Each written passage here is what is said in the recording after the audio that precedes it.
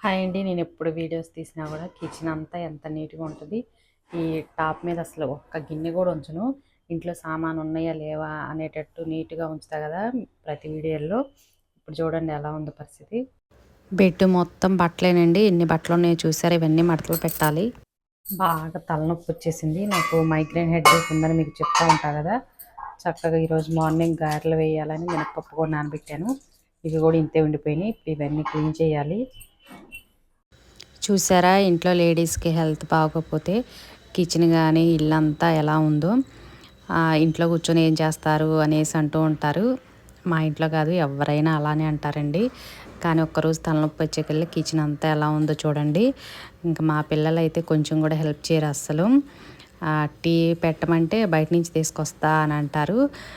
Rice కడుగు, curry తీసుకొచ్చుకోవచ్చు అంటే ఎందుకు మమ్మీ పార్సిల్ తీసుకొస్తానని జోక్ వేస్తారు. నాకు నవ్వాలా ఏడవాలా అర్థం అవ్వట్లేదు. దీన్ని బట్టి ఏం అర్థమైందంటే పిల్లలకి చిన్న చిన్న పనులు నేర్పించాలండి.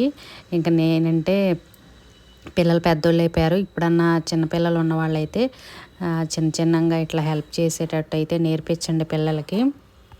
మా అన్నయ్య మా అమ్మ వాళ్ళు అంటూ ఉంటారు పిల్లల్ని పెంచడం రాలేదనేసి. నాకు ఇప్పుడు అర్థం అవుతుంది. కనీసం టీ కూడా పెట్టి ఇవ్వట్లేదు.